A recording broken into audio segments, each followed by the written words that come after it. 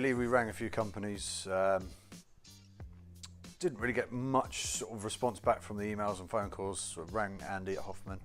The next day, I think, or 2 days later, he was down from Leeds, so it was pretty good. And then we sort of ran through what we needed, and yeah, went from there. It was good. Project managed the whole thing from day one.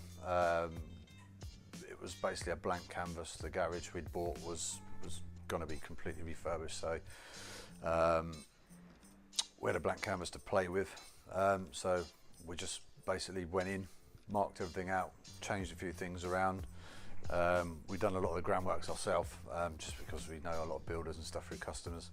But yeah, apart from that, it was every week we were getting good comms with Andy, and yeah, we were on track with everything.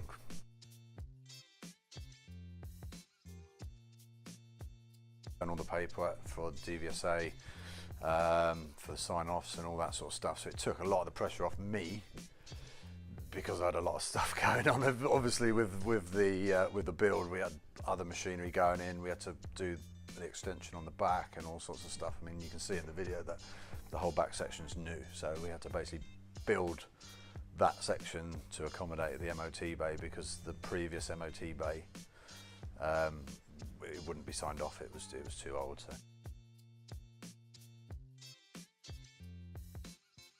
So. It's gone from strength to strength. I mean, we were very busy with tyres, obviously being one of the leading tyre places in the area. Yeah, so basically all the tyre custom we had, now we're getting the MOT custom as well. So I mean, it's gone from strength to strength. I mean, we've been open 3 months now, so it's pretty good.